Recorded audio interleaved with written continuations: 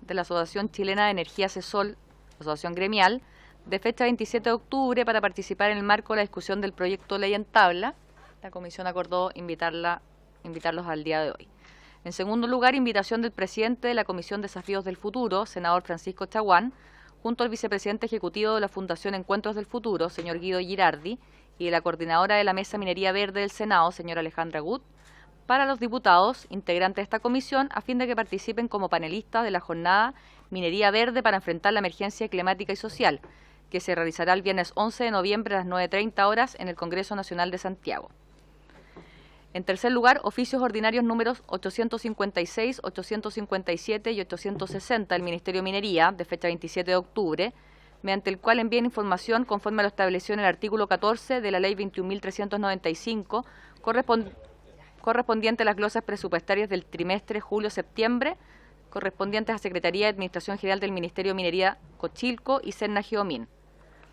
En cuarto lugar, solicitud de audiencia de la Asociación Chilena de Energías Renovables y Almacenamiento ACERA, AG, de fecha 28 de octubre, con el fin de exponer su posición en el marco de la discusión del proyecto de ley en tabla, el que impulsa la participación de las energías renovables en la matriz energética nacional. En quinto lugar, oficio ordinario número 2616 de Serna Geomin, de fecha 26 de octubre, en respuesta al oficio 53 de esta comisión, relativo a la solicitud de informar la situación actual del proceso de reclutamiento y selección de cargos de director nacional y de directores regionales del referido servicio. Al respecto, comunican que el cargo de director nacional de este servicio se encuentra en etapa de evaluación de concurso de alta dirección pública, proceso realizado en el Ministerio de Minería. Y respecto a las 11 direcciones regionales, 3 cuentan con directores regionales titulares y las 8 restantes se encuentran vacantes, siendo desempeñados los cargos por subrogantes legales, funcionarios y funcionarias de carrera de la institución. En sexto lugar, correo del diputado Cosme Mellado Pino, por el cual reitera solicitud para invitar a dirigentes de la comuna de San Fernando, de la región de O'Higgins, para exponer ante la comisión sobre los abusos por parte de la compañía de electricidad CGE. Número 7. Oficio ordinario 2644 de Serna Geomin, de fecha 3 de noviembre, en respuesta al oficio número 48, relativo a la solicitud de fiscalizar en terreno el proyecto minero Comahue de la empresa Next Mineral Sociedad Anónima, ubicado a 22 kilómetros de la ciudad de Antofagasta. Al respecto, informan que luego de la inspección realizada por parte de funcionarios de Serna Geomin, región de Antofagasta, no se observó ningún tipo de actividad operativa en el recinto ni en el área circundante que pueda dar indicio de algún trabajo o explotación minera. Y asimismo adjuntan una serie de antecedentes que están en la respectiva cuenta. En número 8, invitación del presidente del Consejo Directivo del Coordinador Eléctrico Nacional, señor Juan Carlos Olmedo, para participar del workshop Colaboración Google X Coordinador, presentación de avance del proyecto Tapestry, en relación al acuerdo de colaboración suscrito entre ambos.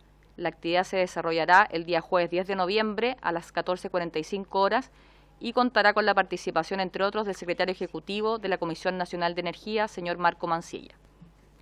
En noveno lugar, oficio ordinario número 1631 del Ministerio de Energía, de fecha 28 de octubre, por el cual envía información según lo establecido en las glosas de la partida 24 del Ministerio de Energía, capítulo 01, Subsecretaría de Energía, al tercer trimestre del año 2022.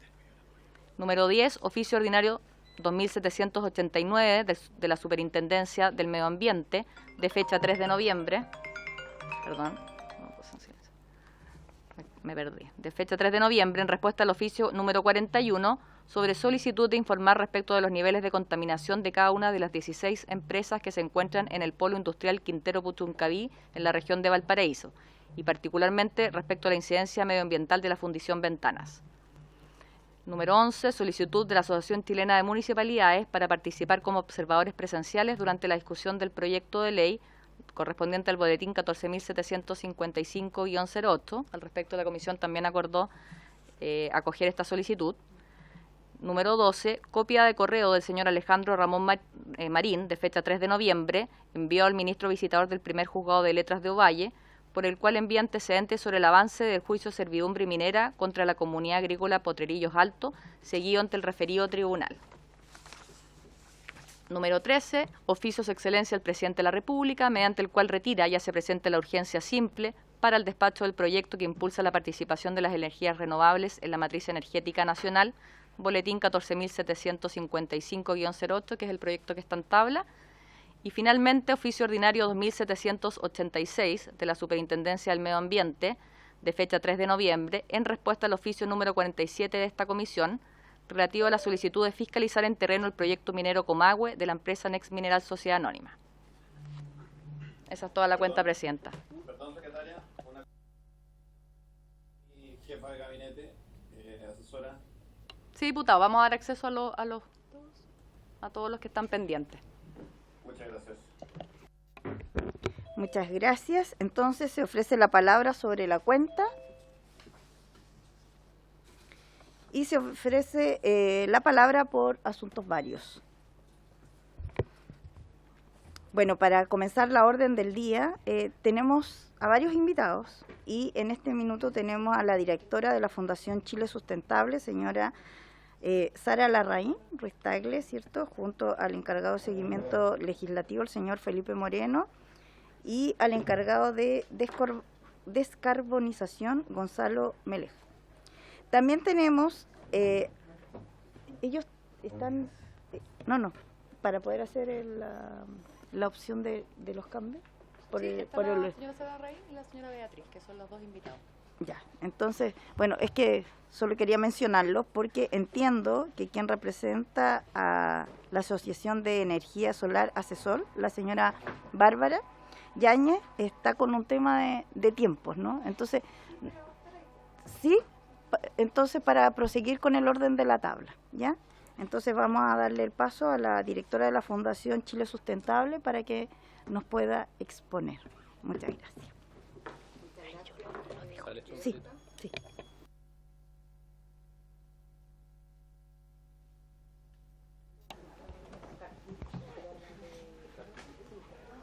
Vamos a compartir pantalla aquí.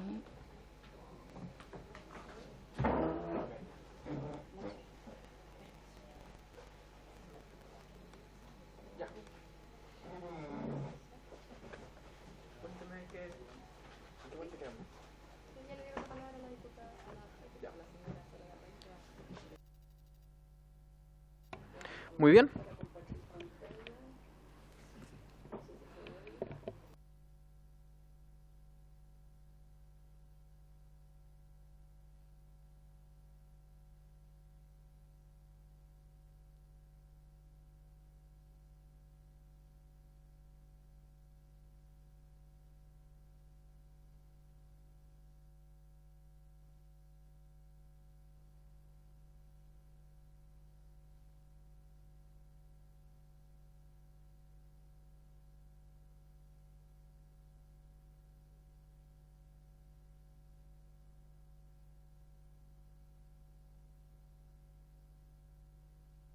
De saludar a los diputados y diputadas de la comisión.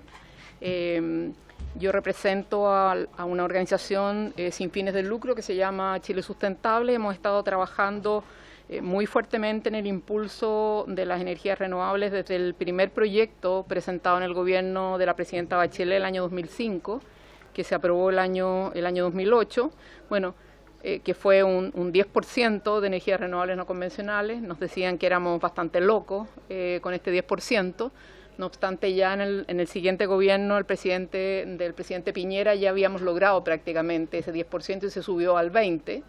Pues se dijo al año 2025 y resulta que el 20% ya se superó antes del año 2022. Por lo tanto, como que el mercado ha ido antes que la política pública, lo que la verdad es que no sería la idea. La idea sería que el Estado más bien liderara estos procesos.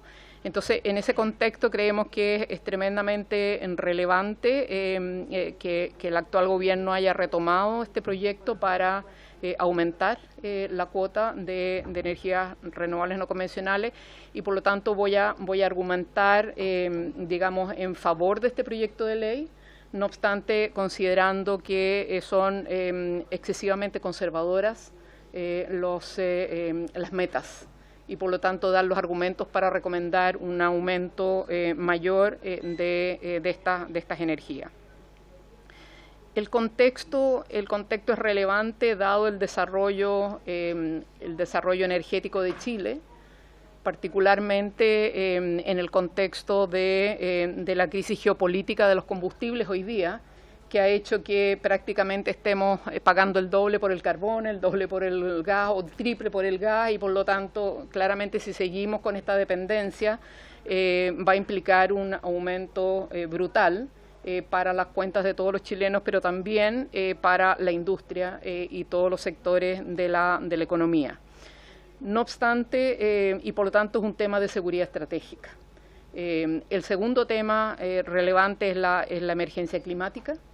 Hoy día el país tiene una meta de carbono neutralidad al año 2050, lo que implica que claramente nosotros debiéramos ir hacia una matriz 100% renovable en el sector, digamos, eléctrico al menos. ¿Por qué? Porque lo que ustedes están viendo ahí es el inventario de emisiones de Chile. Sobre ese inventario se hicieron los compromisos ante la Convención de Cambio Climático en el Acuerdo de París. Las contribuciones nacionalmente determinadas que presentó el Gobierno de Chile está basada en este inventario de emisiones. Y resulta que el 78% de las emisiones de Chile son del sector energía. Y dentro de eso, el 32% es sector eléctrico, del cual estamos hablando hoy día, dentro del cual, obviamente, el 25% son las 28 carboneras, de las cuales hasta el día de hoy ya se han cerrado 9, pero nos quedan otras, una cierta cantidad importante de aquí al año 2030. Entonces, ¿por qué es relevante este proyecto de ley? Porque claramente da una señal de poder abrir mayor espacio en el sistema eléctrico nacional para que se inyecte más energía renovable no convencional. Primero porque tenemos que reemplazar el carbón, pero además porque necesitamos que todo el aumento de la demanda sea llenado con energías renovables no convencionales y no con carbón ni gas, con ningún fósil. Por el tema climático, pero también por el tema geopolítico y económico, porque estos combustibles fósiles obviamente no hay en Chile y estamos comprando, y la verdad es que los aumentos, hoy día estamos pagando 2 a 3 veces lo que costaba el año pasado o antepasado el megawatt de gas y el megawatt de carbón. Por lo tanto, es muy relevante en el contexto de la urgencia climática y también del desarrollo económico nacional. Entonces, quería señalar este contexto. ¿Por qué? Porque, como ustedes saben, el domingo empezó la COP27 en Egipto y claramente el secretario general de Naciones Unidas ha señalado que el mundo está atrasado en esta batalla. Y más nos vale apurarnos, porque la verdad es que los costos, los impactos de no hacer nada son mucho peores que particularmente países como Chile, que tiene como 7 de las 9 vulnerabilidades que implica la Convención de Cambio Climático. Países con déficit hídrico, países sujetos a contaminación atmosférica, países con sectores de montaña, con peligro de aluviones, nivel del mar, aumento del nivel del mar, es decir, la lleva todo. Entonces, es tremendamente relevante también entender de que lo que estamos decidiendo a nivel doméstico también es un aporte a reducir las emisiones globales de estos gases. El proyecto de ley, el boletín 14755, tiene como 5 elementos fundamentales. La verdad es que son pequeñas reformas a la ley eléctrica. Primero, propone un aumento de las metas obligatorias de renovables, que hoy día son el 20% al año 2025, que ya está superado, a 40% el año 2030, es decir, duplicar. En segundo nivel, establece un sistema de información y registro de generación de renovables desde el ingreso a la red, desde la inyección hasta el consumo final, tendiente a generar una trazabilidad, porque se pretende establecer un mercado de certificados de energías renovables. Y eso implica información, verificación, registro, etcétera. Un tercer elemento que es muy relevante es que no solamente se refiere a la alta generación, sino que también a la generación distribuida. o lo que hemos llamado generación residencial producto del net billing. Y ahí hay una primera propuesta de aumentar de 300 kilowatts a 500 kilowatts de generación posible de inyectar en el sistema eléctrico producto de la ley de net billing, lo que es tremendamente relevante, y tanto la sociedad civil como el sector ha estado empujando por aumentar esta capacidad, yo diría prácticamente desde el momento que se presentó la ley con el senador Horvath hace muchos años, donde siempre se planteó que el ideal es que llegáramos a 500 kilos al menos, con el objeto de poder incorporar a pymes, cooperativas, caletas de pescadores, sistema de refrigeración, todo el tema del retail, o sea, de poner más actores a autogenerar. Con el objeto de no recargar el sistema, ahorrarnos costos en transmisión y conectarnos en media o en baja. No tenemos por qué conectarnos en las redes de alta tensión. Y finalmente facilita la conexión de la generación distribuida, estableciendo metodologías para considerar costos asociados a la conexión de dicha generación con obras adicionales, adecuación de la distribución, etcétera, donde la CNE va a establecer esta metodología, pero al mismo tiempo va a establecer fórmulas tarifarias. Y eso es tremendamente importante, porque hoy día el que hace un proyecto pequeño de energía renovable y tiene que negociar con la distribuidora, la verdad es que se demora eternamente, y un pequeño generador frente a una distribuidora tiene todas las de perder, porque la cancha de negociación no es equitativa. Entonces, acá la autoridad toma la responsabilidad en hacer una metodología, pero también establecer fórmulas tarifarias que sean justas para los sectores. Ahora, nosotros tenemos algunas observaciones al proyecto. En primer lugar, voy a presentar 3 observaciones vinculadas a la generación de gran escala, que es parte de los artículos del proyecto de ley, que se refiere al aumento de las metas obligatorias. Hoy día, como ustedes saben, y les señalaba anteriormente, la obligación de la ley es 20% al año 2025. Pero este 20% ya fue sobrepasado antes del año 2020. Entre agosto del 2021 y septiembre de este año, la generación solar y eólica solamente, sin incorporar geotermia, etcétera, o pequeña hidráulica, aportó el 27,5% de la energía del sistema eléctrico nacional. O sea, ya la meta de la ley quedó totalmente obsoleta. Y las proyecciones que hay hoy día, tanto del Estado como del sector privado, es que la generación renovable a diciembre de este año va a llegar a aportar 33,4% de la generación. Entonces, la verdad es que proponer en esta ley, nosotros entendemos que esta ley es de fines del año 2021, pero la verdad es que proponer una meta de 40% al año 2030, que es solamente 6,4% más de lo que ya se proyecta a fines de este año, es absurdo, es menos de un 1% anual al año 2030. Y la verdad es que es excesivamente, digamos, conservadora, porque significaría seguir casi estancado exigiendo una meta renovable menor al crecimiento de la demanda, que es aproximadamente en Chile un 2,3, entre un 2,3 y un 2,5% anual. Entonces no resulta la verdad, compatible con la rapidez del crecimiento de la demanda, ni siquiera. El otro argumento para cuestionar y considerar que es una meta excesivamente conservadora, ustedes si ven estas curvas van a ver qué es lo que ha ocurrido entre el año 2017 y el año 2022 en términos del crecimiento de la generación solar y eólica solamente, y la verdad es que ustedes van a ver ahí los distintos meses, los años, con los distintos colores. Incluso van a ver que entre el año 2021 y el año 2022 hubo un tremendo crecimiento de la generación solamente solar y eólica. No estamos considerando la pequeña hidráulica, que habría que aumentar a esto, y por lo tanto claramente una meta de 40% al año 2030 prácticamente implicaría que el proyecto de ley sería superado en 1 o 2 años, lo que resulta absurdo.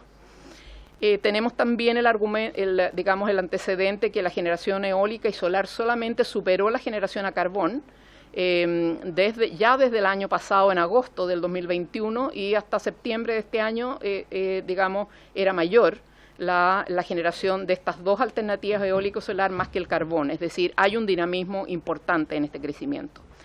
Esto es lo que se ha generado, es la curva de las distintas tecnologías entre el año 2017 y 2022. Ahí el amarillo, el verde y el verde oscuro son energías renovables y como ustedes se fijan, el aumento ha sido absolutamente sostenido, llegando al primer cuatrimestre de este año a significar un 28,7% de la generación del sistema eléctrico nacional. O sea, estamos casi al 30%.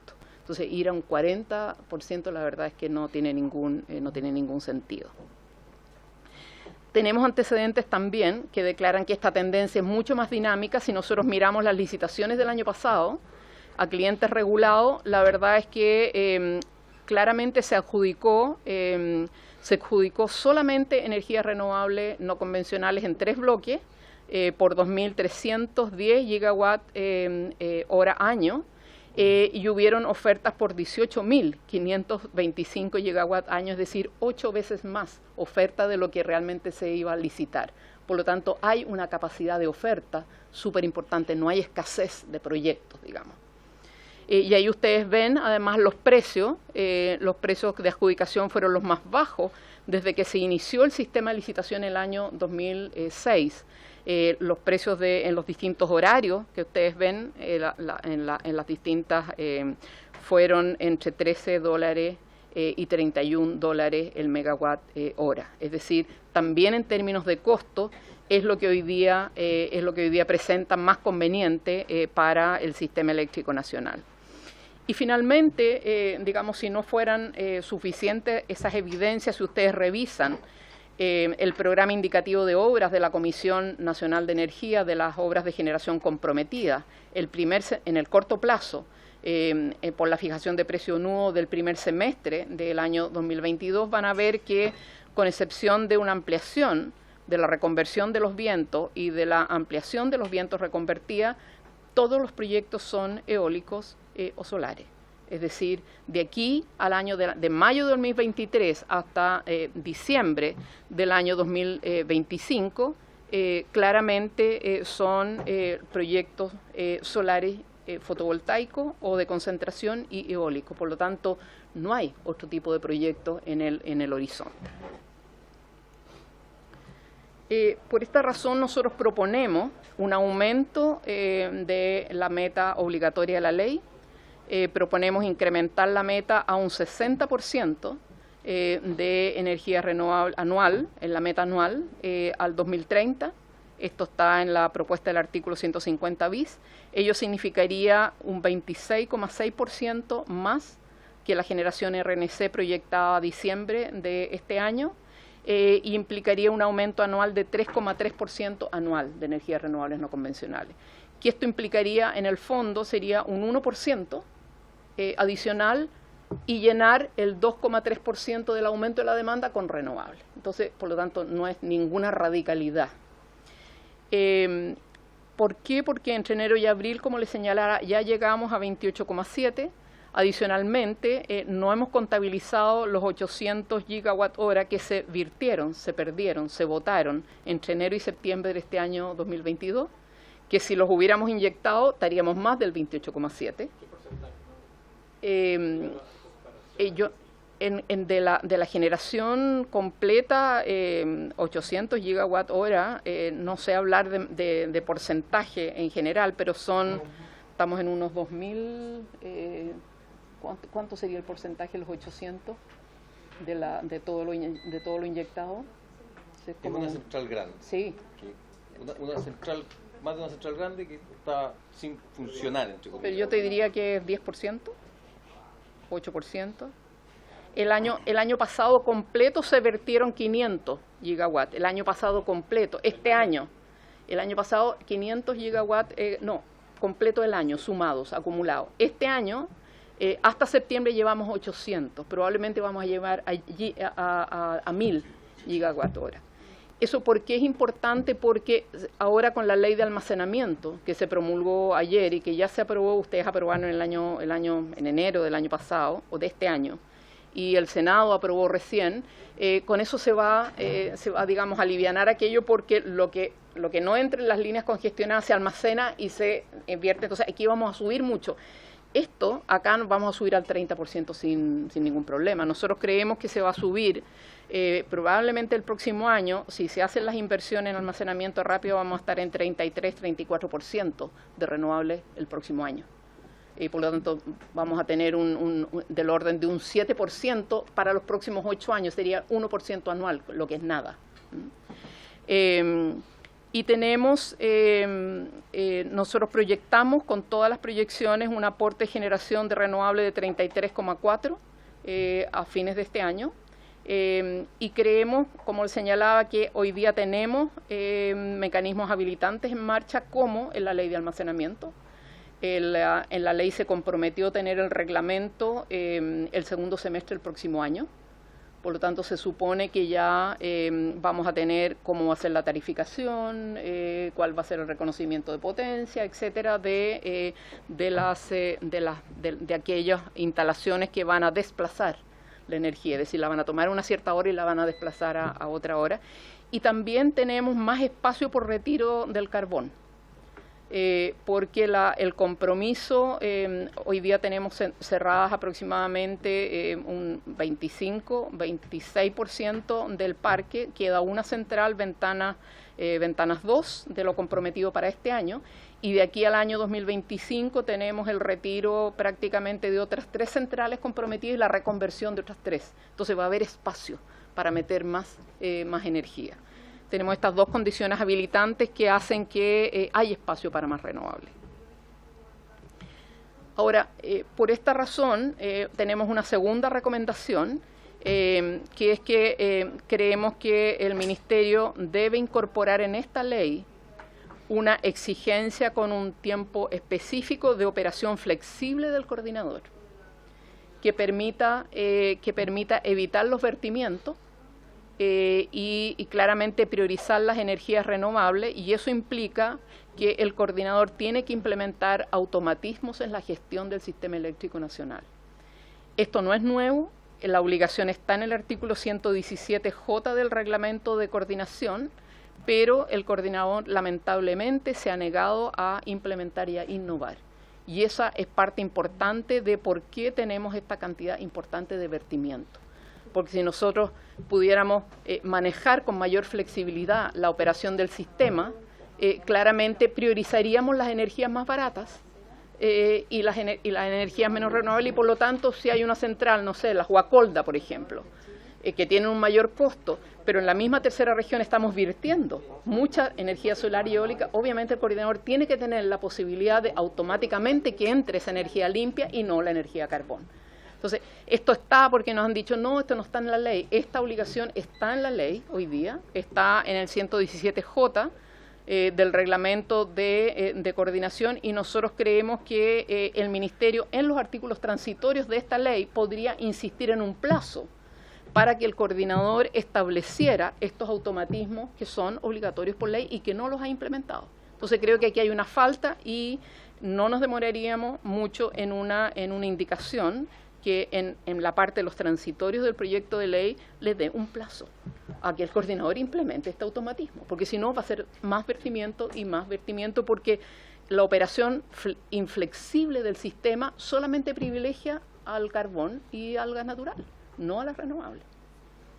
Y tenemos una tercera propuesta con respecto a la generación, digamos, de mayor potencia, respecto al numeral número 3 del artículo 2, que establece una meta de 2,5 anual para los bloques temporales, establecido en el artículo 150, que dice que se va a llegar a un 30% de energías renovables no convencionales en el año 2030. Nosotros queremos recomendar incrementar ese porcentaje a 40% para robustecer los sistemas de almacenamiento y el desplazamiento de las energías renovables no convencionales, generada promoviendo la reducción de los vertimientos. Esto es súper importante porque va a estar vinculado a las licitaciones en bloques horarios. Hoy día ustedes saben que las licitaciones también se licitan bloques horarios. Entonces, si nosotros tenemos una mayor obligación del porcentaje renovable en estos bloques horarios, obviamente vamos a darle mucho mayor espacio a la instalación de almacenamiento. Va a promover que se instalen más almacenamiento porque van a tener más espacio para entrar al sistema eléctrico. Entonces, esa es nuestra tercera recomendación en relación a los bloques del aumento de las metas de energía renovable. Hay un segundo elemento que tiene que ver con la trazabilidad de la información en virtud de los certificados.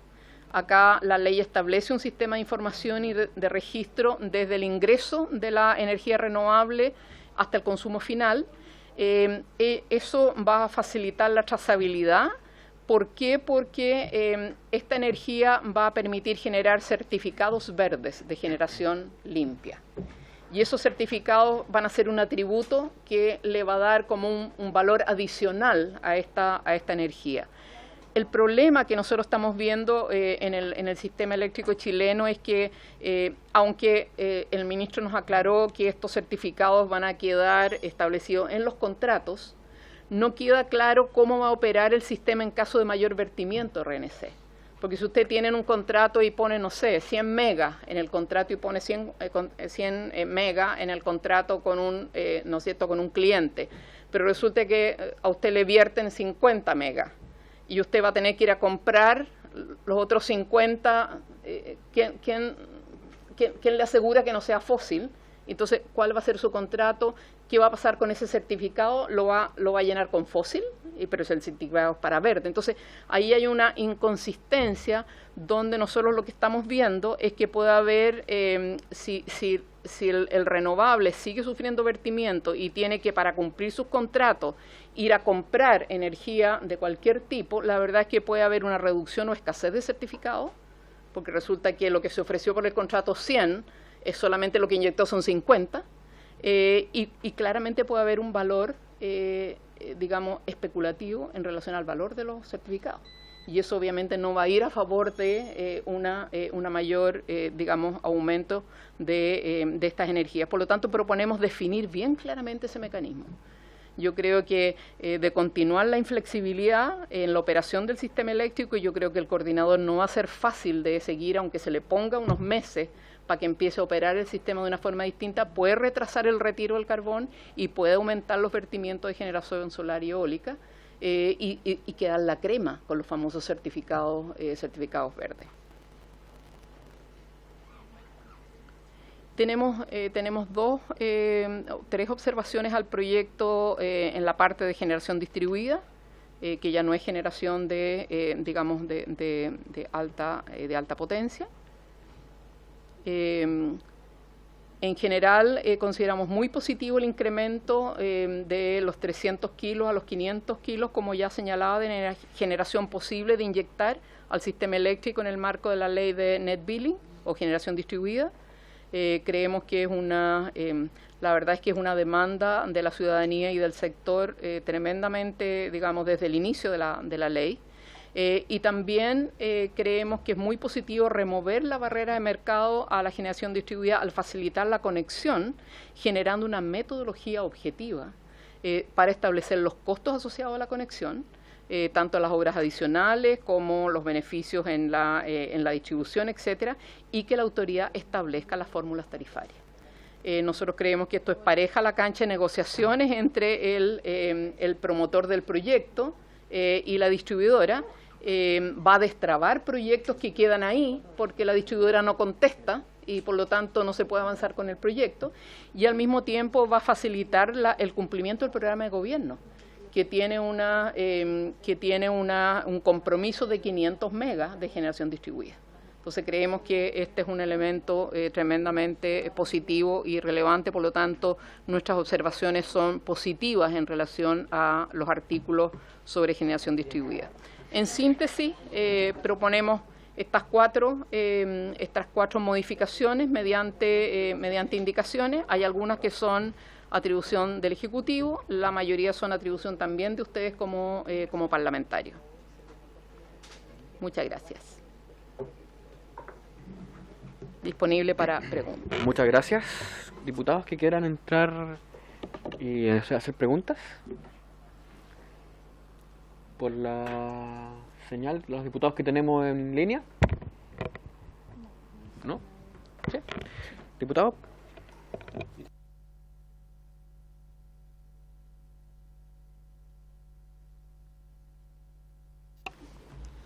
Más que preguntas, yo quiero obviamente valorar la presentación de Chile Sustentable de Sara Larraín. Creo que soy el único acá que me tocó ser parlamentario en la primera ley. Tuvimos la suerte de proponer una nosotros primero con un grupo, con el diputado Leal, entonces Rossi, y después el gobierno presentó la que en definitiva se aprobó, y debo reconocer que Chile Sustentable y Sara Larraín estuvo en eso desde el inicio. Y debo reconocer también que el mundo político se quedó corto, como lo advirtió Sara Larraín en aquella oportunidad con Chile Sustentable. Íbamos a partir con un 5, después se amplió al 10, yo diría gracias a la persuasión. Y al final igual quedamos cortos, como se ha demostrado hoy día, digamos que ya estamos, ¿cierto?, con una meta del 20 y pasada. Entonces, quiero hacer fe de eso, digamos, porque me tocó en ese trámite participar.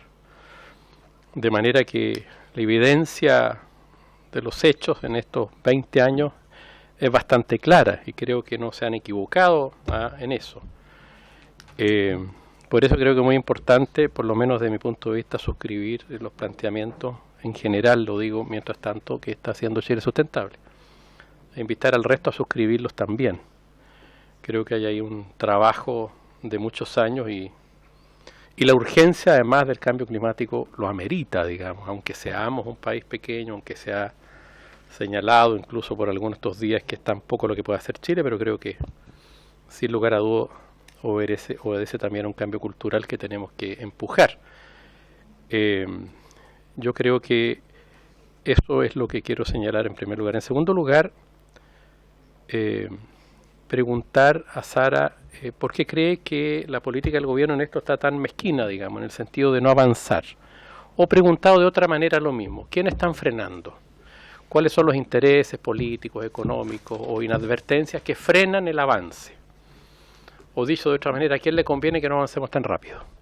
Bueno, normalmente son las fuerzas que están frenando, si esto es una discusión pública, política, económica. Legítimo o no, lo calificará cada cual, pero ¿quién es el adversario, digamos? Yo quiero preguntar eso, yo tengo mi planteamiento, pero creo que, y no se trata de denostar a alguien, sino que ver cuáles son los intereses para ver qué podemos hacer desde el punto de vista político a los que nos interesa avanzar más rápido en esta materia. Esa sería la pregunta. Y segunda pregunta, a propósito de la ley de almacenamiento y de la necesidad de almacenamiento para evitar vertir energía, como ha ocurrido. Yo no sabía la cantidad, había escuchado, pero me había olvidado, o sea, son 800 megas este año a septiembre. Es una cantidad impresionante. Claro, es impresionante. O sea, lo que sea, digamos, 5, un punto ya, o 2, en este caso 5 puntos, es tremenda energía renovable no convencional que se está perdiendo. La ley que establece los incentivos al almacenamiento que acaba de publicarse, su opinión sobre eso para evitar, entendí al trasluz de su afirmación que estaba bien eso, digamos, que debería ya empezar a reversarse esa situación como tan urgente. Y la tercera pregunta, desde el punto de vista científico, más bien por los estudios que hacen ustedes en Chile Sustentable, que más bien obedece una curiosidad. ¿Vamos bien en el almacenamiento, los métodos, digamos? A propósito de Cerro Dominador y otros centrales importantes ya que están entrando en las prácticas de almacenamiento, digamos. Más bien eso desde el punto de vista de lo que está pasando hoy día en la tecnología a nivel global y cómo estamos como Chile a nivel global en almacenamiento de energía en cualquiera de sus alternativas que hoy día existen. Esas tres preguntas diría yo, presidente. Muchas gracias, diputado Mulet. Señora Sara Larraín, por favor, ¿se puede responder al diputado? Gracias. Muchas gracias, presidente. La verdad es que quienes se oponen o qué es lo que retarda o dónde están los obstáculos, porque hay como varios elementos. Yo diría primero, hay que identificar los obstáculos de la regulación del sistema. Hay obstáculos regulatorios específicos y obstáculos vinculados a regulaciones de mercado. Esos dos elementos, porque nuestro sistema está más bien diseñado para energía firme, carbón, petróleo, etcétera, etcétera, pero no es un marco regulatorio que haya evolucionado para manejar mayoritariamente energías renovables variables. Entonces yo creo que ahí hay un primer elemento. La misma, y nosotros trajimos una publicación que va a repartir después Gonzalo, que viene conmigo. El mismo Organismo Internacional de Energía hace una escala de cómo debe ir evolucionando la regulación de operación de los sistemas en los países en la medida en que el porcentaje de renovables va creciendo. Y nosotros en este momento estamos en el tercer nivel, estamos como en la mitad, porque ya estamos llegando al 30%, prácticamente tenemos el 30%. Entonces, eso implica una serie de mecanismos entre los cuales el tema de la flexibilidad, de la operación flexible, la automatización, el manejo de la inercia y el almacenamiento es clave. Y nosotros estamos atrasados en almacenamiento, por eso estamos virtiendo, estamos atrasados en la operación del coordinador que no va hacia un sistema de automatismo. Pues todos los sistemas de operación, control, etcétera, etcétera, estamos atrasados en esas regulaciones. Y hemos estado hablando bastante con el ministro Pardo y antes con el ministro anterior, con el objeto de cómo poder avanzar en estos elementos habilitantes en la regulación, para que la regulación no sea lo que bloquee. Hoy día hay parte importante del vertimiento que responde a congestión en las líneas de transmisión.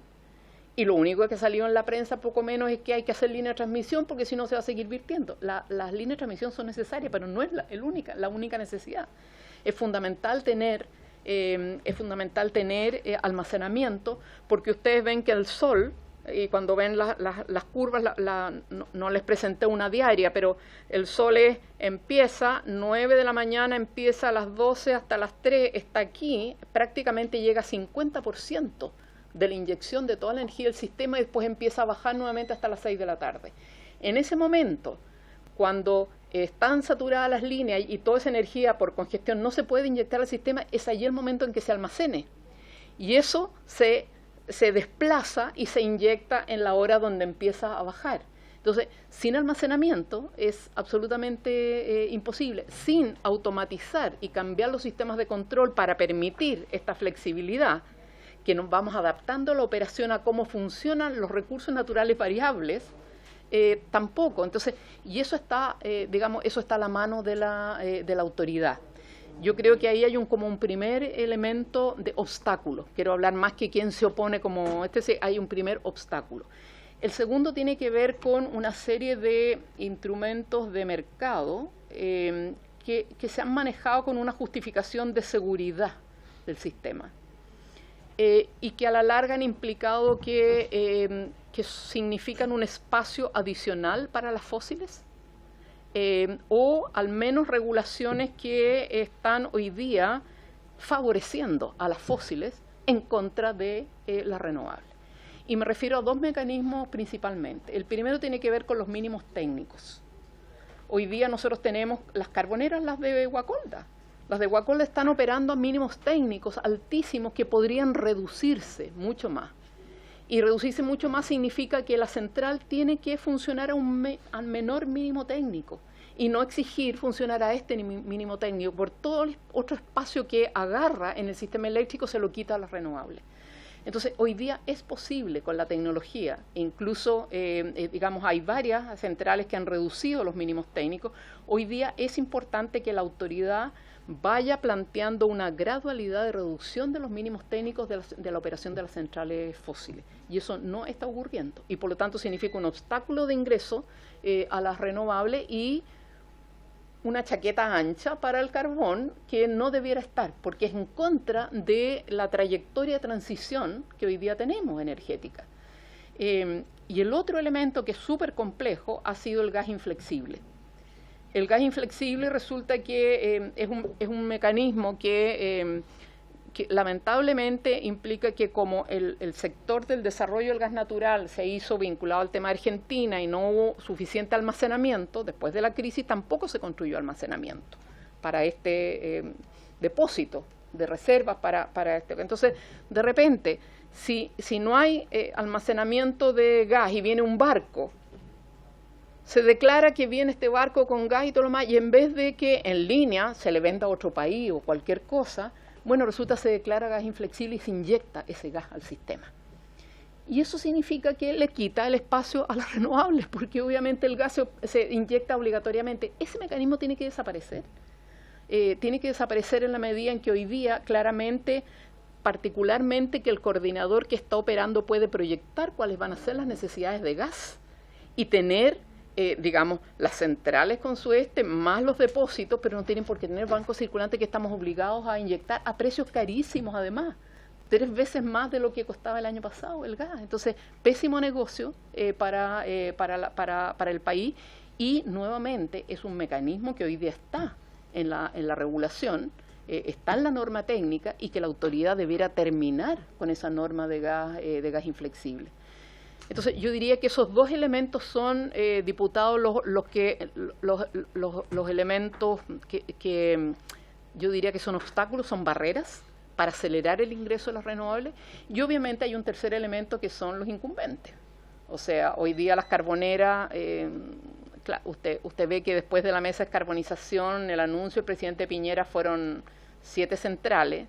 Usted miraba, esas centrales eran todas más de 40 años, era como más bien una venta de garage, decía yo, más que una descarbonización en serio. Estábamos vendiendo como lo más viejito, así como la venta de garage que uno pone el lecherito, se vende por...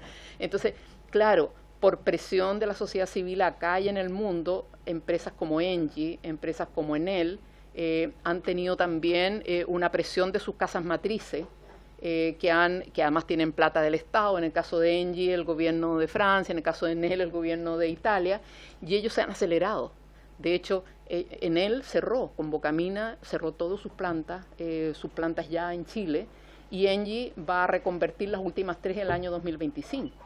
Pero el problema que hoy día tenemos todavía es con AES Gener, que es el que tenía prácticamente más del 50% de las plantas, que son las que están en Quintero Puchuncaví, y bueno, y el ex dueño de las Guacoldas que las vendió a Capital Advisors.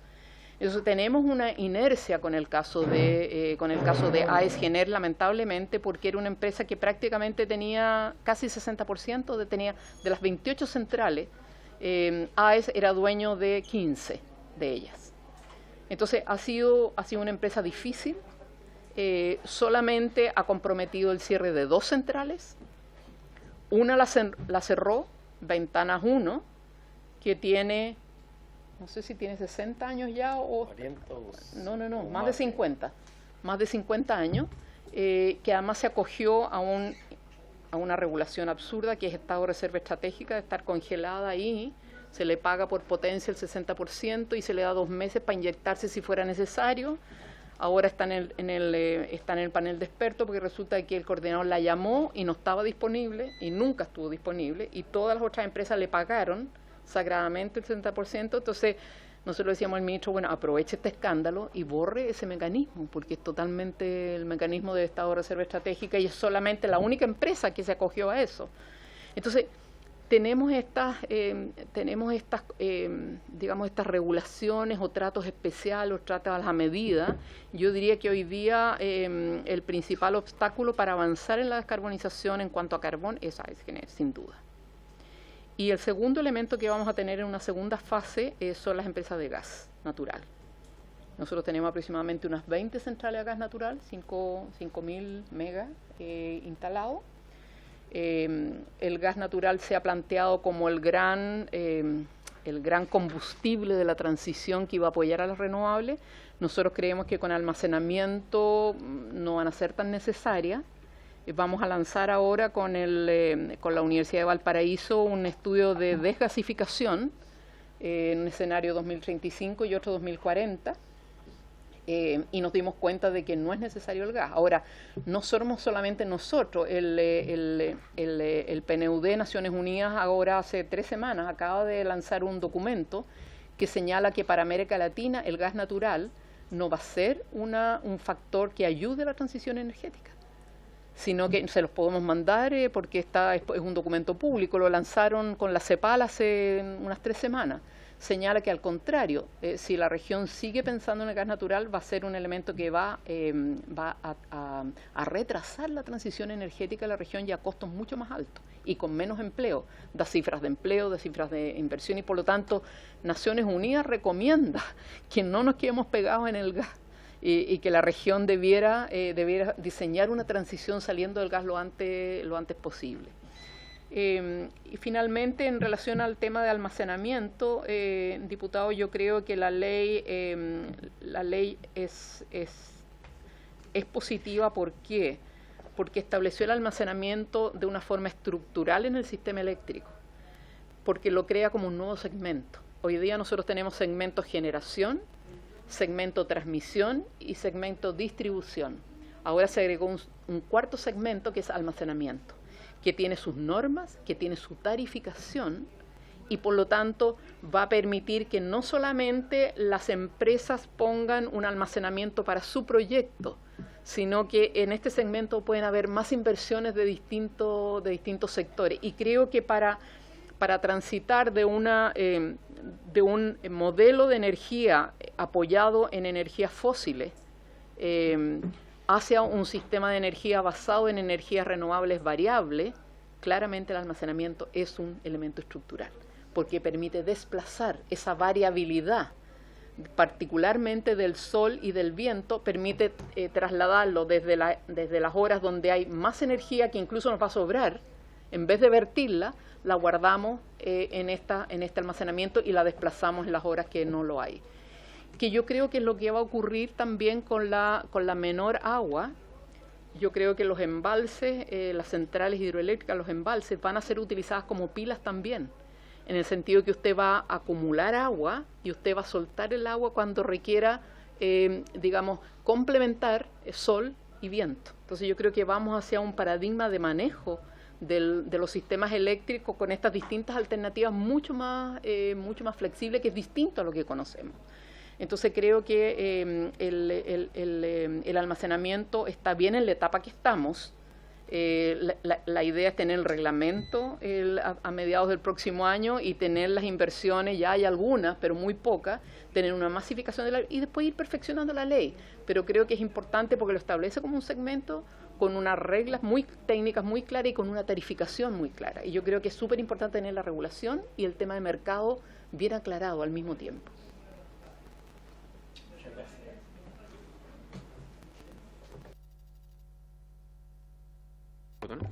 Muchas gracias, señora Sara Larraín. Se me pega ahí las L's y las R's. Muchas gracias por su exposición. ¿Algún otro diputado que quiera hacer preguntas?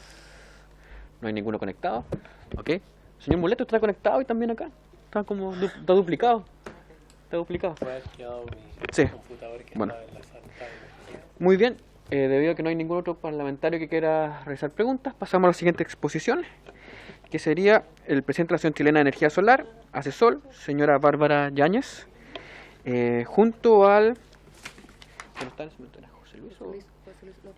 Sí, junto a José Luis Opaso, director, y el señor Guillermo Guzmán, que son también que es el jefe de estudio y regulación.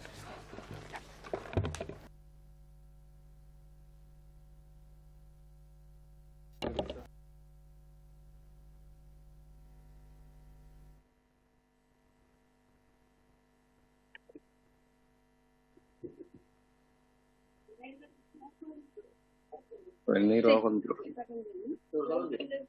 Ah, ya, ahí sí. Yo. Vamos a presentar juntos. Vamos a presentar juntos, sí. Bueno, muchas gracias. Bueno, vamos a presentar ambos directores, presidenta yo, director José Luis. Primero, agradecer poder estar acá en esta discusión. del proyecto de ley. Como Asesol ya llevamos 15 años impulsando la energía solar, la principal fuente de energía renovables del país, a conocimiento de todo.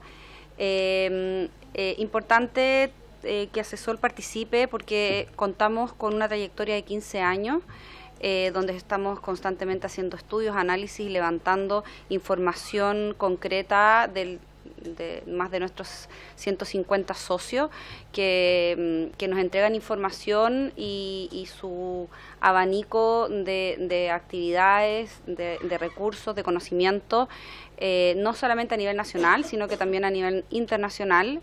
Varios socios de nosotros, un porcentaje elevado, trabaja en mercados extranjeros donde también estas políticas van avanzadas quizás a Chile, y eso significa de poder estar con un estudio que permita disminuir las brechas y las barreras que podamos encontrarnos en el camino para el desarrollo de la diversificación de la materia energética y apuntar a esta descarbonización acelerada. Dale, José. Ok, igualmente que Bárbara, nuestra presidenta, que aparte debo reconocer es la primera vez en estos 15 años que la Asociación Gremial de Energía Solar en Chile tiene una presidenta que es mujer. Estamos muy contentos con eso y ha habido una incorporación masiva de empresas en los últimos años y de participación de mujeres. Teníamos también vicepresidenta mujer el año pasado. Por su intermedio, señor presidente, saludo a las diputadas y los diputados y estamos muy agradecidos de poder venir a hacer nuestro planteamiento. Respecto del proyecto de ley, vamos a entrar en materias bastante específicas, dado que la presentación de Sara cubrió la totalidad del proyecto de ley, y felices también de poder discutir algunos aspectos que son más allá de este proyecto de ley desde el punto de vista de las opiniones de nuestra asociación gremial. Lo primero que quisiera plantear es preguntarnos un poco por qué hablamos de esta transición energética. ¿Qué ha pasado en los últimos 10 años, en los últimos 15 años en el mundo, en el país, que nos permiten decir de que estamos en una transición energética? Y voy a repetir un poco el contexto que planteó Sara. Esta semana estamos en el desarrollo de la COP27 en Egipto, la conferencia de las partes de la Convención Marco de Naciones Unidas de Cambio Climático. Ha sido llamada la COP de la acción, de la implementación, donde hay un llamado a la urgencia porque en los 8 años que quedan de esta década seamos capaces de implementar las definiciones, las políticas, los programas, los proyectos, la construcción de mercados que permitan ser exitosos en la lucha contra la crisis climática e implementar esta transición energética, ¿ya? Lo que yo mostraba ahí es el pequeño espacio que nos queda de presupuesto de carbono, que se llama, para no superar los objetivos que plantea el Acuerdo de París, que son no superar 1,5 grados la temperatura media de la atmósfera hacia fin de siglo. Ya llevamos más de 1 grado. Con las políticas y tendencias actuales estaríamos llegando a más de 2,4 grados según el último informe del IPCC, lo que nos obliga a actuar e implementar desde el punto de vista de la política, de los mercados, esta transición energética, ¿ya? Y esta transición energética es una transición que tiene que tender hacia una matriz eléctrica que sea 100% renovable. Este proyecto de ley hace un avance importante en definir una participación de las renovables en nuestra matriz eléctrica mayor a lo que tenemos, pero no tenemos que perder de vista el objetivo de avanzar en el mediano plazo hacia una matriz eléctrica que sea 100% renovable, donde haya una electrificación de los consumos y nos hagamos cargo de 2 elementos más que son muy importantes, que tienen que ver con cómo nos movemos, personas, bienes, etcétera, la electrificación del transporte y el uso de otros combustibles que son renovables, y de cómo construimos nuestras ciudades, nuestros edificios, casas, etcétera, nuestro medio ambiente construido, ¿ya? Me voy a referir un poco pensando en el avance que hemos tenido nosotros como país en este proceso de transición. La política Energía 2050 es del 2013, va a cumplir casi 10 años. El próximo año cumple 10 años y ha habido un avance tremendo. Veíamos las cifras antes de lo que implicaba el vertimiento de energía renovable, etcétera. El sistema eléctrico del país es un sistema que tiene 30.000 megawatts, hay más de 10.000, hay más de 11.000 que ya son de energía renovable, ¿sí? El verter esos 800 gigawatt hora, una unidad de energía, equivale más o menos a haber tenido apagado Cerro Dominador, la central solar, que es esta que aparece aquí, en la cual fuimos portada en un periódico estadounidense, donde decían que Chile es la Arabia Saudita del Sol, ¿sí? Significaría tener apagada esta central, ¿ya? Esta central generaría, si está full operación, los 24 horas del día, los 365 días del año, más de 800 gigawatt-horas de energía. ¿Ya? Equivale más o menos a tener 4 plantas solares de Quilapilunes, aquí está la salida hacia el norte de la región metropolitana, que son más o menos 100, 110 megawatts de potencia. 4 de esas plantas, porque son solares fotovoltaicas, nos generan todo el día. Son plantas como esta, la primera planta que se inauguró en Chile, en el desierto, en Atacama. Son inversiones de varios cientos de millones de dólares que hoy día estamos botando a la basura. Y planteo entender las renovables con una misma fuente energética, el sol, pero con distintas maneras de aprovecharla. Tenemos concentración solar, tenemos tecnología fotovoltaica de gran escala, tenemos proyectos fotovoltaicos de mediana escala, estos son los llamados PMGD, estos proyectos de hasta 9 megawatts que se acercan más al consumo, que tienen aún una vocación de inyectar a la red, ¿sí? Pero también proyectos de este tipo que han estado siempre un poco invisibilizados en el quehacer de la política pública, a pesar de que disponemos de una ley de net metering o de net billing. En realidad, proyectos de autoconsumo para la matriz productiva del país, para pequeñas, medianas empresas, nuestro sector agrícola, etcétera. Esto es una planta de unos 200 kilowatts en una viña, e incluso proyectos que permiten satisfacer las necesidades energéticas de familias. Este es un proyecto muy lindo que es la reconstrucción de una villa que se quemó en el sector de Santa Olga en los incendios del 2017, con criterios de sostenibilidad, con energía fotovoltaica, solar térmica, con gestión de residuos, etcétera. La energía solar funciona. La energía solar funciona para construir un futuro energético que se hace cargo de los desafíos más grandes que tenemos como humanidad, que es la crisis climática. Pero no da lo mismo cómo se hagan los proyectos. La misma tecnología se puede desplegar de manera en la cual la infraestructura está altamente centralizada y está en manos de los mismos actores que hoy día dominan el mercado. Son los mismos actores incumbentes quienes son los dueños de las grandes plantas fotovoltaicas. Pero también podemos promover el desarrollo de esta infraestructura en otro tipo de escenario, en otro tipo de futuro, en escenarios donde la tecnología, la infraestructura se despliega de forma descentralizada, como los proyectos PMGD, como los proyectos de autoconsumo para usos comerciales, industriales, para nuestra industria, para la educación, para los servicios públicos, incluso para la familia, y favoreciendo la entrada de nuevos actores, incluso de actores a estos que se les ha llamado los prosumidores, ¿sí? Los que son productores y consumidores al mismo tiempo y se transforman en actores de un mercado energético moderno, donde hay flexibilidad, donde pueden participar de este mercado energético. ¿Qué hemos hecho en el país? Nos hemos focalizado en el desarrollo principalmente de plantas y de esta tecnología de manera centralizada.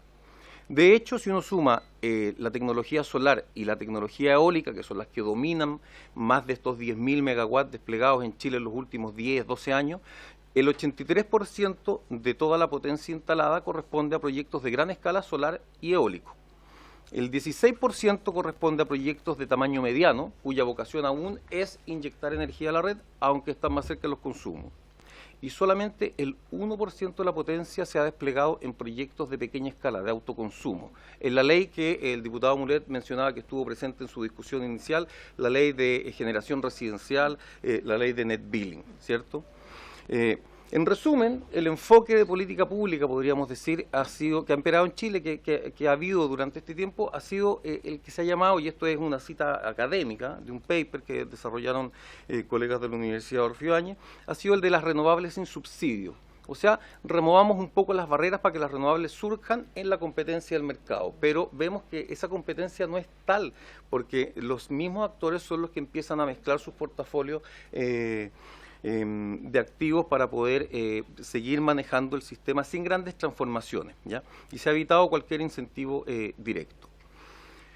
Nuestra visión y la visión que existe respecto del rol que juegan las energías renovables variables, han sido marcadas como un futuro energético que es descarbonizado, o sea, sin emisiones, que es altamente digitalizado. Vamos a necesitar la entrada de la innovación tecnológica, la digitalización para poder manejar muchas, miles, cientos de miles de plantas que se encuentran desplegadas por todo el territorio y altamente distribuido. Yo digo que esta transición energética ocurre en 3D, ¿sí? Y en ese sentido los recursos energéticos distribuidos son servicios que están en manos de los propios usuarios, que se encuentran distribuidos tanto geográficamente como también en quienes tienen la participación, son dueños de estos servicios, de estos recursos, son relevantes en este proceso de transición, ¿ya? Y en general en el mundo se han visto como una parte fundamental del proceso de transición. Hay países particularmente donde hay poco espacio para hacer grandes plantas renovables, como los países europeos, donde las renovables están en manos de los usuarios, ¿sí? Australia es el país donde más ha surgido la solar distribuida en el mundo en los últimos años. 1 de cada 4 casas tiene autogeneración solar. Decenas de miles de baterías se están instalando. Pero ¿qué ocurre? Hay una tensión, existen posiciones respecto al rol que cumplen los recursos distribuidos dentro de este proceso de transición, y estas tensiones tienen que ver con quienes discuten y argumentan de que es solamente un tema de optimización tecnoeconómica dentro de la infraestructura, mientras que hay otros que argumentan que esto es un cambio fundamental en cómo entendemos y usamos la energía y que promueve la ciudadanía, la democracia energética y la agencia en términos energéticos.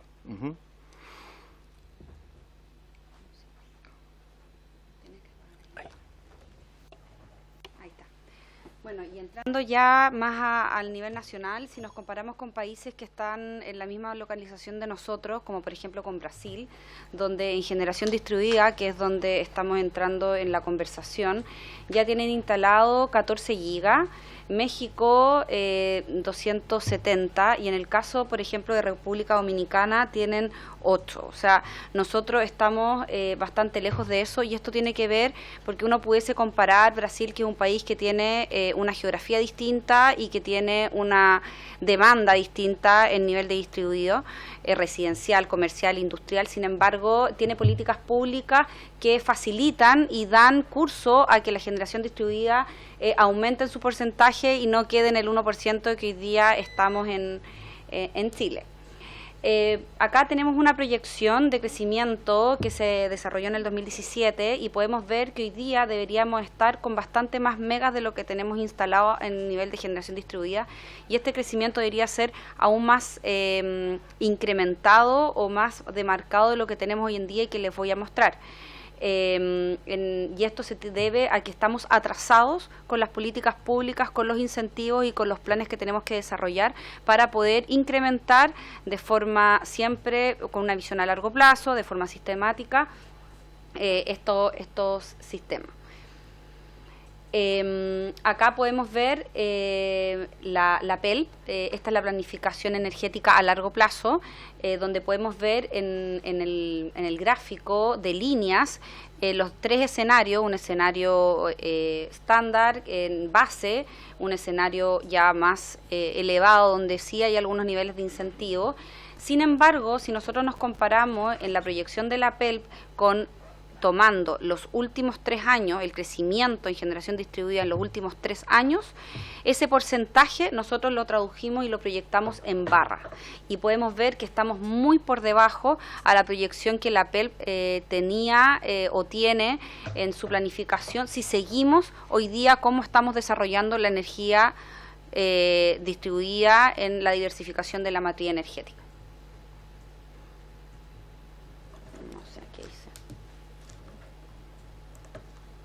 Ahí está. Bueno, acá podemos ver ya entrando más bien al nivel de autoconsumo, de net billing del 1% que le estamos mostrando, podemos ver un gráfico donde, como ya se ha mencionado 2 veces, nace con la ley en el 2012, con la ley 20.571 y que no ocurrió nada hasta el reglamento, así. Ahí lo mencionamos porque sabemos que con el reglamento la ley se puede implementar, pero también ahí aprovechamos para no quedarnos estancados con el reglamento de almacenamiento y electromovilidad, que es importante darle una agilidad a ese punto para todos los temas que hemos estado conversando en esta mesa. Y también es importante mostrar cómo después con el reglamento este segmento empezó a aumentar en su potencia conectada. Sin embargo, hay un salto en el 2018 al 2019 donde surge la ley 21.118 en la cual el límite anterior, el límite que se estaba estableciendo para este segmento era de 100 kilowatts.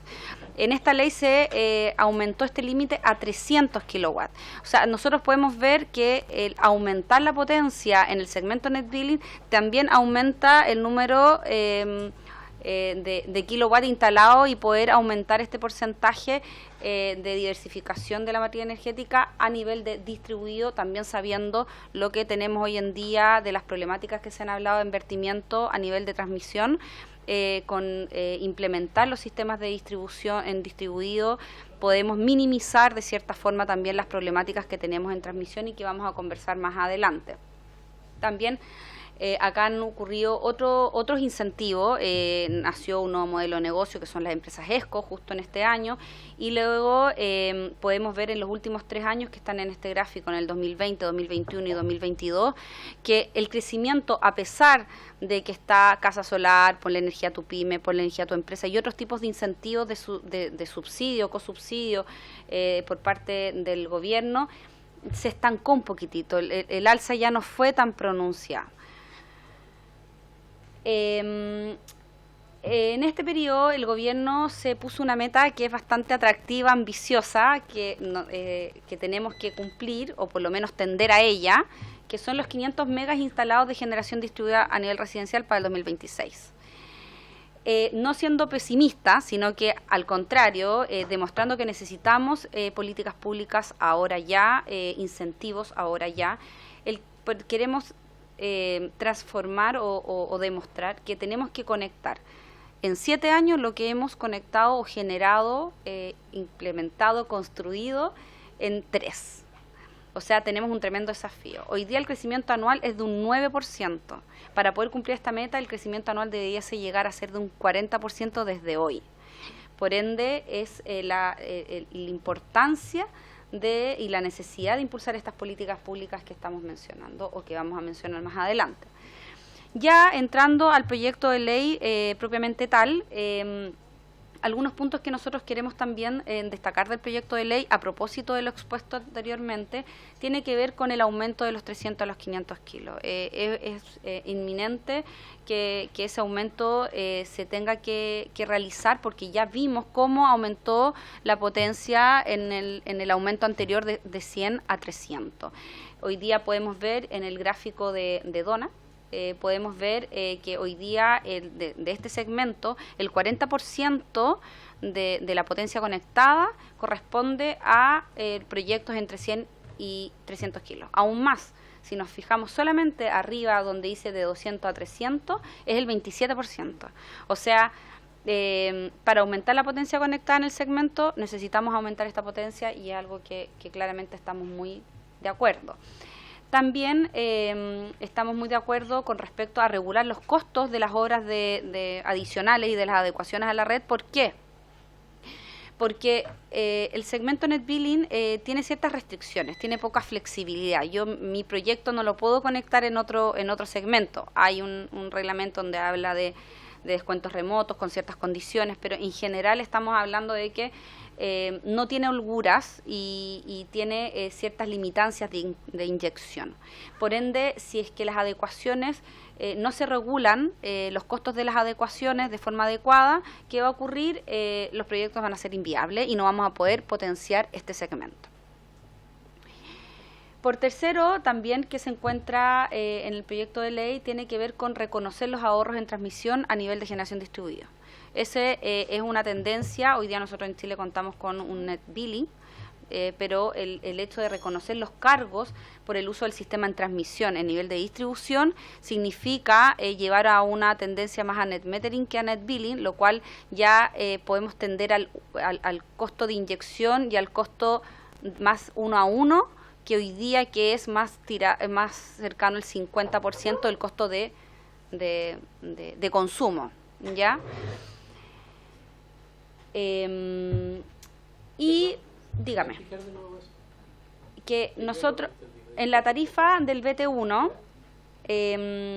nosotros cuando en el net billing, si yo inyecto a la red, o sea, yo consumo a cierto valor, pero yo inyecto más o menos en total, más o menos el 50% de lo que yo consumo. El reconocer en precio. Entonces, dale. No, termina. Te pagan la mitad de lo que deberían pagarte. Eso es chileno. Yo le voy a utilizar esta instancia para usar mi ejemplo. Es que les pido la autorización, señor diputado, pero yo siempre he dado el siguiente ejemplo. Este es como la vaca lechera.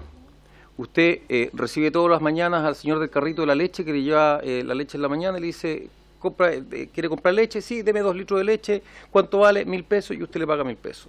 Ocurre un día, se compra una vaca lechera y llega el señor del carrito de la leche y dice, señor, ¿quiere los 2 litros de leche? No, ¿sabe qué? Necesito uno nomás porque me compré una vaca lechera y me da harta leche. Pero, ¿sabe qué? Me tomo 1 litro, necesito que usted me venda 1 litro, pero me sobra otro. ¿Se lo puedo vender? Eso es la ley que tenemos, ¿cierto? Le dice, le puedo comprar su leche, pero ¿sabe que se la compro a 700? Porque eso es lo que yo pago en la lechería. Los 300 pesos de diferencia corresponden al costo de tener un carrito y al costo de pagar el transporte, el peaje, el tag del carrito, podríamos decir. El carrito es la red de distribución y el peaje es la transmisión, ¿sí? Entonces, lo que estamos explicando aquí que implica este proyecto de ley es que dice, vamos a reconocer que cuando usted le vende su leche al señor del carrito o su energía a la empresa eléctrica, él se la va a vender al vecino, no va a tener que traer esa energía o esa leche por la carretera. Entonces le vamos a reconocer a usted que está inyectando energía al sistema, un ahorro y una descongestión de la red de transmisión.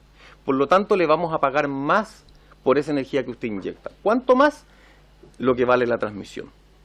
Porque está generando un ahorro en el sistema que se lo vamos a reconocer a usted. Y que no está utilizando. Exacto. Propone. Eso está en la ley, eso está en el proyecto de ley. Está en el proyecto de ley. Nosotros vamos a discutir en un minuto qué pasa con el resto. ¿Ya? Claro. Si es que tiene que ser un net billing menos transporte o si tiene que ser un net metering, porque siempre se hablan de estos dos conceptos. El net metering significa que usted recibe el total de lo que le cobran. O sea, si usted le vende la leche, le pagan 1.000. Pero eso es 1 a 1. Eso es 1 a 1. O sea, hay un balance en términos de los kilowatt-hora de la energía. En el caso del net billing, que es lo que tenemos, el balance es en términos de lo que vale la energía que usted está usando o inyectando.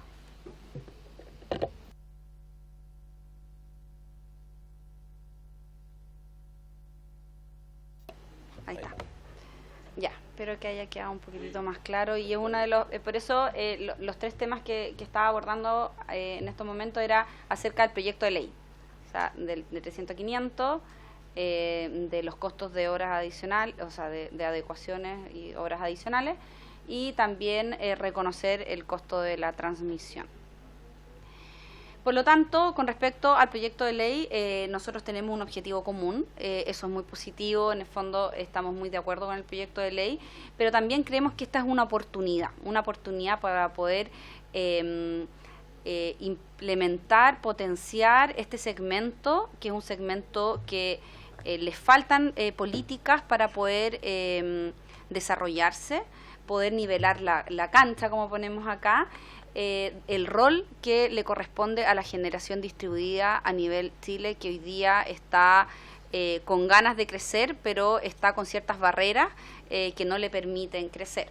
Y para eso necesitamos incentivos, y esos incentivos tienen que ver con viabilidad técnica, tiene que ver con viabilidad económica, con la información transparente y con ciertos instrumentos que incentiven, valga la redundancia, implementar estos sistemas, y que son instrumentos que después pueden ser de aplicación temporal.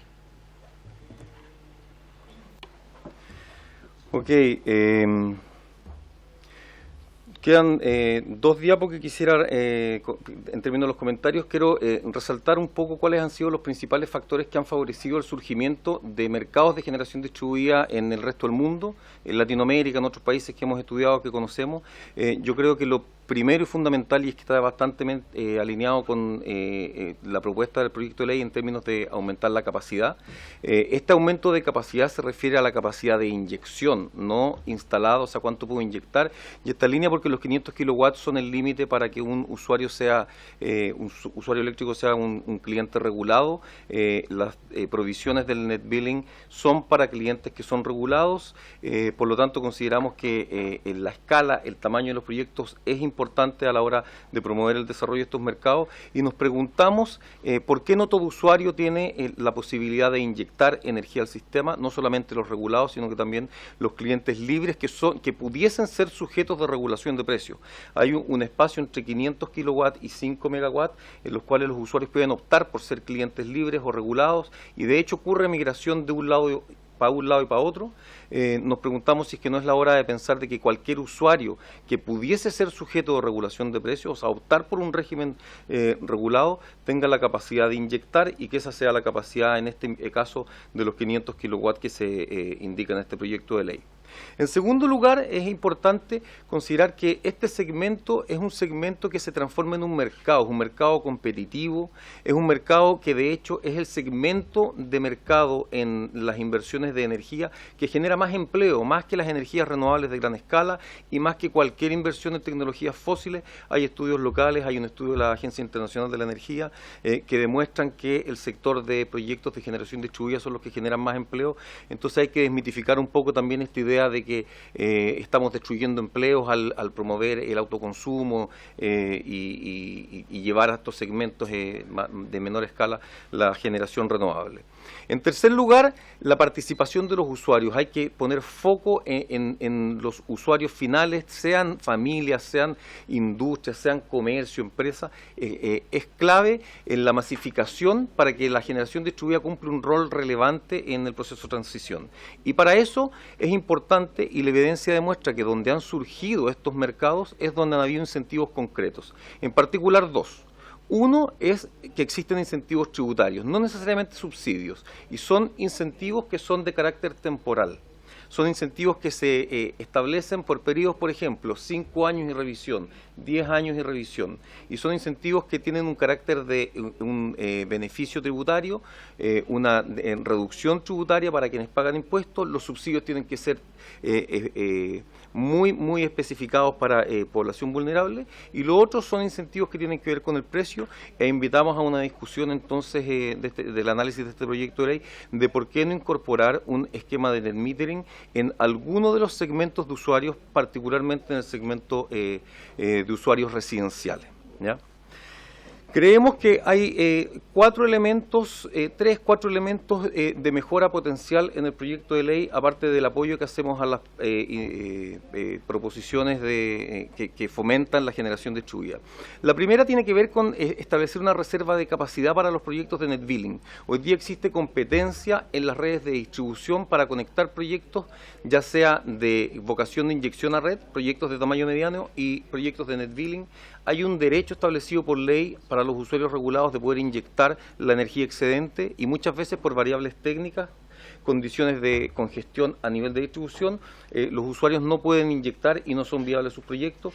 Una discusión de reservar algún espacio de capacidad para que los usuarios regulados en los distintos sectores de las redes de distribución tengan la capacidad de poder conectarse e inyectar energía a la red. En segundo lugar, creo que es el minuto también de poder discutir, porque como decía Bárbara, esta es la oportunidad de introducir mejoras en el segmento de autogeneración, de discutir sobre el acceso libre y transparente a la información de los consumos y de las inyecciones, por la interacción de los usuarios con sus propios medidores, cosa que hoy día no ocurre, y que tengan la capacidad de poder tener información en línea real, de interactuar con su consumo y con las inyecciones que hacen a la red eléctrica, y de poder obtener datos no mediante la distribuidora, sino que directamente de los medidores que tienen sus empalmes. Y en tercer lugar, creemos que se pueden proponer estos incentivos de mercado para el autoconsumo, particularmente de carácter temporal, que es la implementación del net metering para usuarios residenciales, que es la introducción de exenciones fiscales, por ejemplo, una exención al IVA o una exención tipo tax credit para los usuarios y para los proveedores, y eventualmente subsidios a usuarios con criterios de vulnerabilidad que sean específicos, con bastante foco, y no haciendo subsidios amplios para toda la población. Y por último, lo que habíamos comentado, pues, permitir las inyecciones de excedente a todo tipo de usuario, sea regulado o sea cliente libre. Eso es lo que tenemos hoy día. Muchas gracias por la oportunidad. Muchas gracias. Me tocó presidir ahora. Preguntas, entonces. ¿Usted? No. ¿Hay alguien en...? En la red no se ve.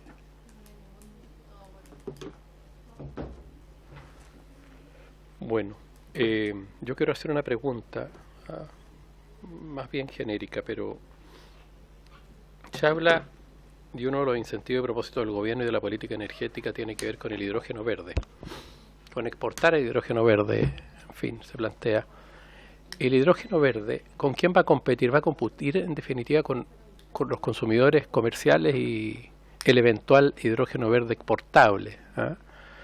¿Va a competir con la generación comercial y residencial chilena? ¿Cómo se va a desarrollar? Porque se supone que se va a generar hidrógeno a partir de energías renovables no convencionales. Estamos hoy día en el 20 y tantos %, pretendemos llegar al 50% para, digamos así, limpiar la matriz energética chilena. ¿Cuál es el horizonte del hidrógeno verde pensando en exportar? ¿Por qué pregunto esto? Porque se habla mucho y quiero un poco ponerlo en el tiempo. Si estamos produciendo el 30%, vamos a llegar al 40% según el gobierno, a 60% se podría llegar según Chile Sustentable. ¿Vamos a tener energía para exportar? ¿Renovable no convencional a través de hidrógeno verde? ¿Ese es un negocio? ¿Se va a encarecer en Chile? ¿Qué puede pasar si es que quería hacer esa consulta? Porque me llama la atención, digamos, ¿eh? ¿O tenemos que llegar al máximo de energía renovable no convencional de consumo interno y pensar en lo otro? ¿Cómo se podría pensar uno en ese mercado, digamos, que se tiene que dar respecto de lo que vaya a pasar y de precios también para los consumidores internos? Si va a ser de uso industrial, como se planteó también en la exposición de la Universidad de Magallanes. O si es solo uso industrial, me pregunta aquí la diputada Riquelme, digamos. Pero yo estoy pensando en exportar, porque para producir necesitamos energía renovable, o sea, energías verdes. Bueno, ¿qué va a pasar? Un poco esa es la pregunta. Somos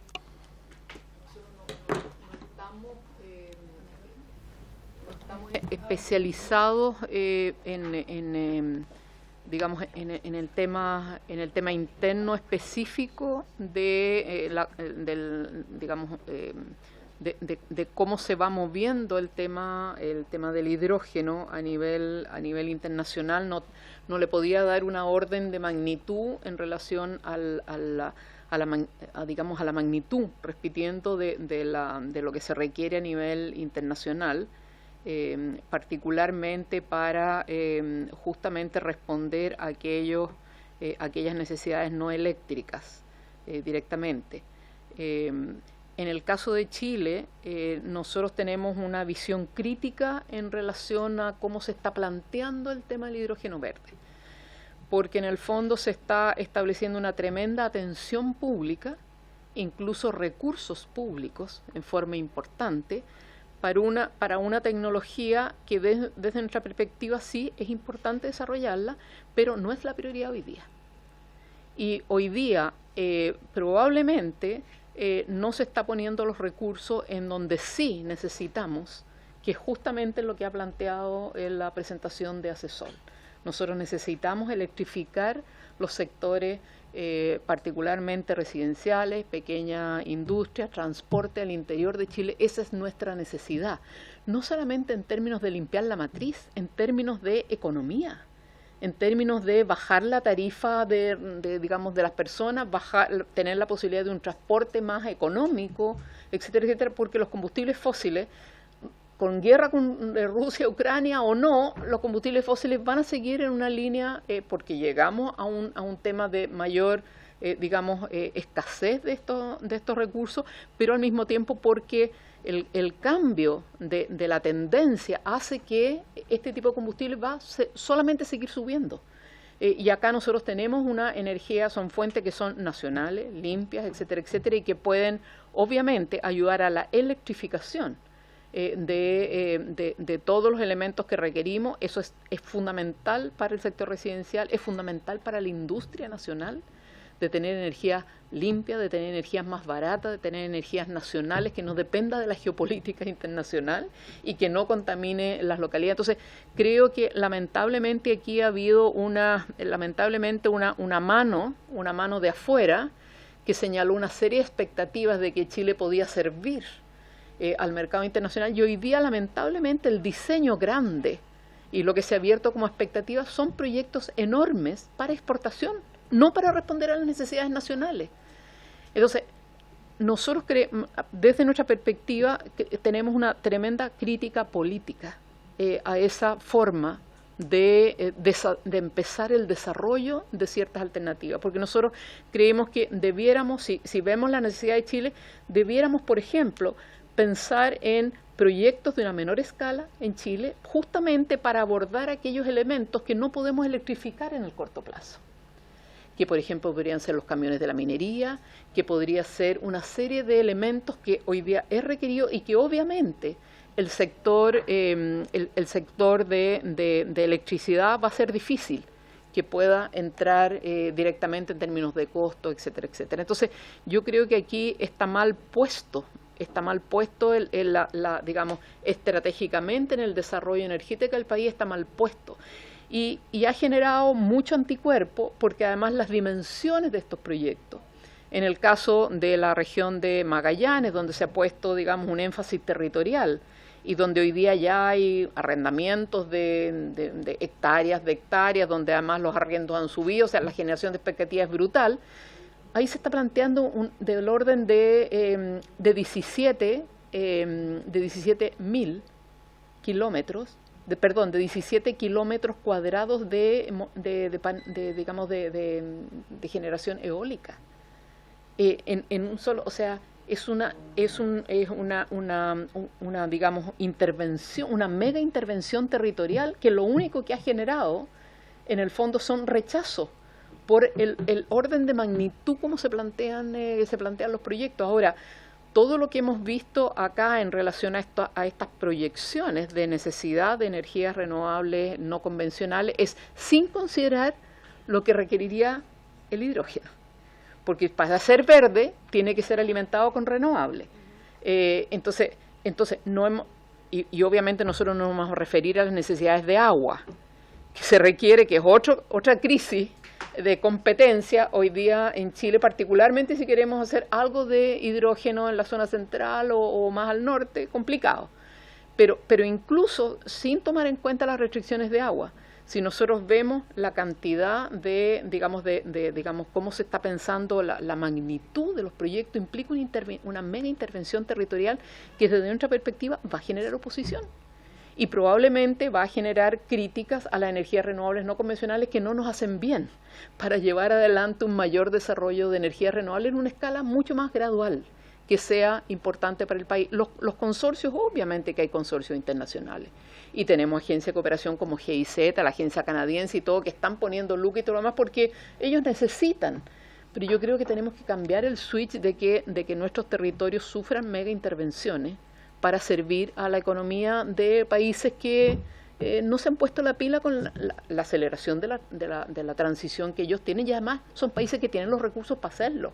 Entonces creo que ahí estamos con problemas. Yo creo que estamos con problemas. ¿Por qué?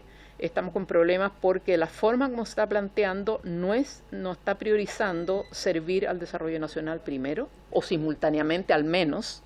Segundo, las magnitudes son mega intervenciones que van a generar rechazo ciudadano. Y el tercer punto, que no se está incorporando, lamentablemente, en el crecimiento de la demanda. Si nosotros incorporamos lo que requeriría probablemente desarrollo de hidrógeno verde, las cifras acá tendrían que ser mucho mayores.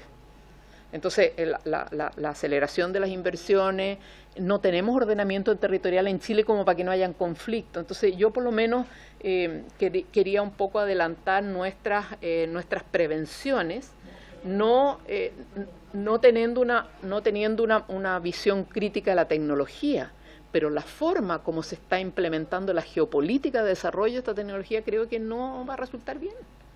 No va a resultar bien. Si me permite, diputado, por supuesto. Comentar también al respecto. Yo creo que son... No está bien.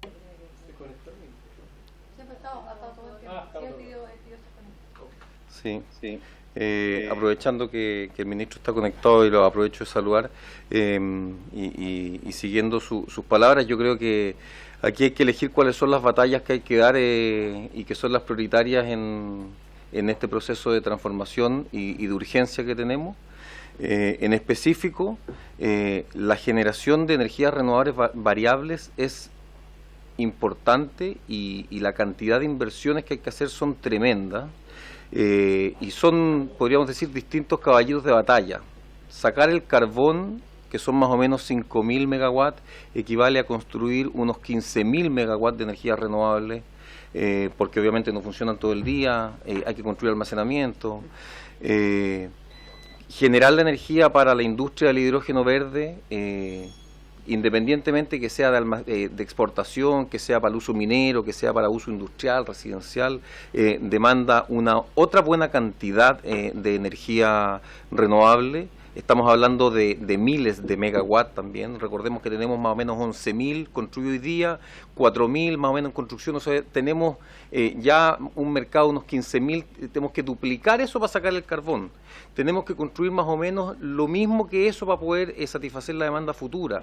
Tenemos que construir más o menos lo mismo o la mitad que eso, entre 7, 10.000 quizás megawatts adicionales para la industria del hidrógeno verde, de acuerdo a los planes de la estrategia de hidrógeno verde.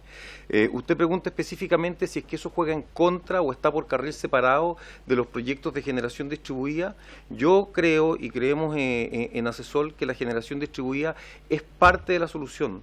La generación distribuida es lo que llamamos la otra mitad de la torta.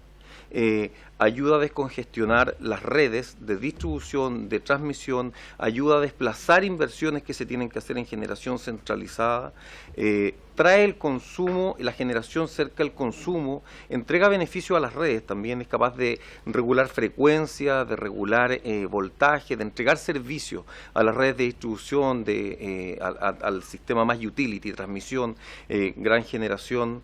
E incluso se están configurando como grandes plantas virtuales de energía, cuando seamos capaces de manejar decenas de miles de baterías que están distribuidas en la red y podamos evitar construir otras plantas porque no podemos construir la transmisión. Yo digo, es complementario. Pero como bien dice Sara, hay que poner prioridades porque todo no lo vamos a poder hacer en el corto plazo. Y yo creo, mi perspectiva es que tenemos que avanzar en un proyecto que nos permita dar un impulso a las energías renovables de gran escala y de pequeña escala. Y tenemos que hacernos posteriormente cargo de dos elementos fundamentales. El mercado eléctrico requiere una reforma porque no podemos seguir viviendo con la lógica de un mercado marginalista cuando tenemos energías renovables variables. Eso demanda una atención importante. Y lo otro, que ya lleva 2 gobiernos en desarrollo, en espera y en expectativa, es una reforma del mercado de la distribución eléctrica, que es el que va a habilitar entonces la penetración de recursos energéticos distribuidos y esperamos que sea uno de los caballitos de batalla que posteriormente a la aprobación de esta ley el ministro Pardo empuje con fuerza. A propósito de lo último, ¿cuál es la modificación fundamental que hay que hacer en la distribución? El mercado de la distribución... ¿Qué dice usted? De distribución se refiere, ¿sí? El mercado de la distribución eléctrica es un mercado que se creó en los años 80, o sea, tiene 40 años esa regulación sin grandes modificaciones, evidentemente que han habido algunas modificaciones, con una lógica que respondía a las necesidades de ese minuto, que era extender el servicio, llegar con energía a la población, ¿sí?